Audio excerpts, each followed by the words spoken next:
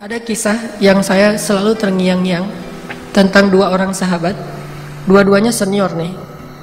Yang satu namanya Abu Lubabah, yang satu namanya Abu Dahdah.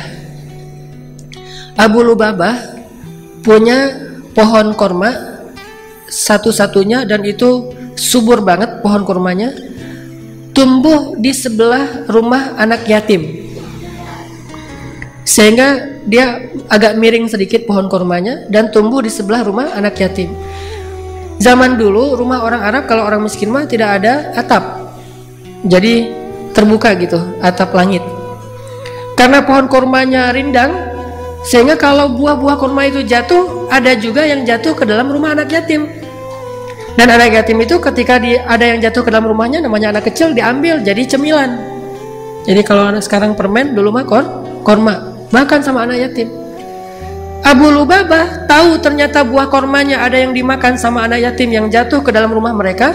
Akhirnya Abu Lubabah mengadu kepada Rasulullah, ngelaporin anak yatim. Ya Rasulullah, itu anak-anak pada ngambil korma saya dan saya nggak rela.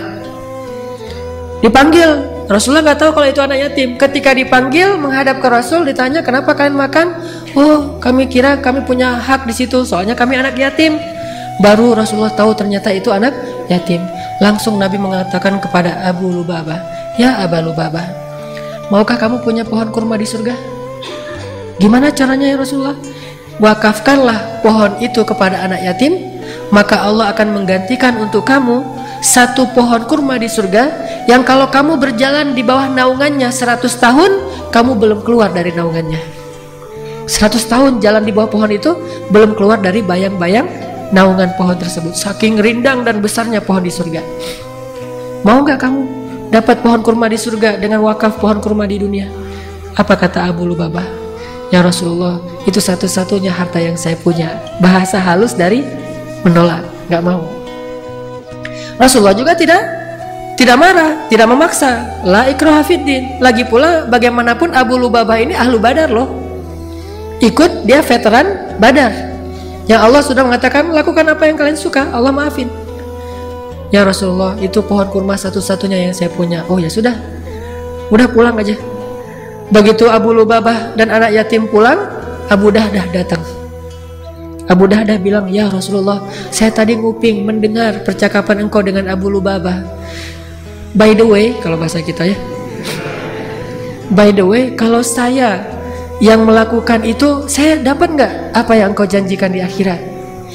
Kata Nabi, tentu, kamu dapat apa yang Allah janjikan. Oh ya, assalamualaikum, waalaikumsalam. Pergi deh, ngejar Abu Lubabah. Ya Abu Lubabah, ya Abu Lubabah. Abu Lubabah menoleh ke belakang. Ada apa ya Abu Dahdah? Kata Abu Dahdah, ya Abu Lubabah, kamu tahu nggak kebun kurma milik saya di Madinah? Kata Abu Lubabah, siapa yang tidak tahu kebun kurma milik Abu Dahdah? Di dalamnya ada 600 pohon kurma. Mata airnya jernih mengalir terus menerus. Bahkan ada vilanya di dalam, luas sekali. Kebun kurma yang paling subur, kualitas kurma terbaik di kota Madinah. Siapa yang nggak tahu? Memangnya kenapa? Kata Abu Dahdah, mau nggak kita tukaran? Tapi tukaran bahasa Indonesia ya, bukan bahasa Jawa. Kalau bahasa Jawa tukaran berantem. Mau nggak kita barter nih? Tukar guling. Kamu kasih pohon kurma kamu yang di sebelah rumah anak yatim ke saya, nanti saya kasih kebun saya untuk kamu dengan 600 pohon kurma. Ditukar. Kata Abu Lubabah, cius, kata kita mah. Beneran ini mah? Kata Abu Dahdah, benar. Oh boleh kalau gitu. Tadi ditawarkan surga, Abu Lubabah bilang itu harta satu-satunya yang saya miliki. Sekarang ditawarkan 600 pohon kurma Abu Dahdah, dia langsung mengatakan deal, setuju. Udah akad, setuju. Kemudian Abu Dahdah datang ke pohon kurma tadi, bertemu dengan anak yatim dan mengatakan, wahai anak-anakku, mulai sekarang pohon ini milik kalian, makanlah sesuka kalian. Lalu Abu Dahdah membawa Abu Lubabah pulang ke kebunnya, dan di kebun itu dia melihat istrinya sedang mengumpulkan buah-buah kurma yang jatuh ke tanah bersama anaknya Abu Dahdah. Abu Dahdah berkata, wahai istriku, wahai anakku, keluarlah dari kebun ini.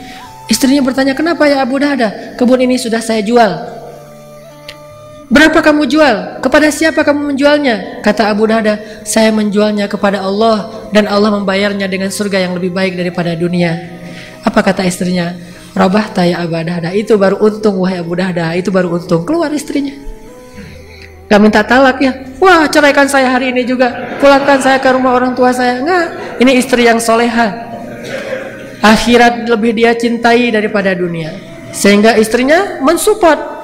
Dia mengikuti kata-kata suaminya. Itu baru untung wahai Abu Dahdah. Barakallah Abu Dahdah, barakallah.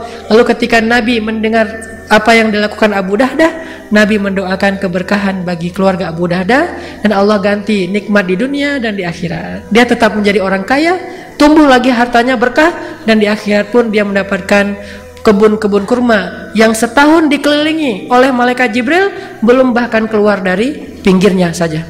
Jadi pagarnya aja belum keluar, apalagi belum masuk ke pagarnya, apalagi sampai ke dalam pohon kebun kurmanya. Ini luasnya kebun kurma Abu Dahdah di dalam surga. Begitu mereka beramal menggunakan akad akhirat. Kuitansinya itu akhirat, yang tanda tangan Allah. Jadi buat kuitansi amal kita itu bukan hanya kuitansi yang ditandatangani oleh manusia, tapi buat kuitansi dalam tanda petik yang ditandatangani oleh Allah. Nih akad saya, ini dengan Allah akadnya. Kalau kita berakad dengan Allah, nggak mungkin rugi. Tijaratun lan tabur. Nggak mungkin rugi berakad dengan Allah. Nggak ada, ini tanda tangannya salah nih, nggak sama antara satu kuitansi dengan kuitansi yang lain. Nggak ada yang kayak gituan.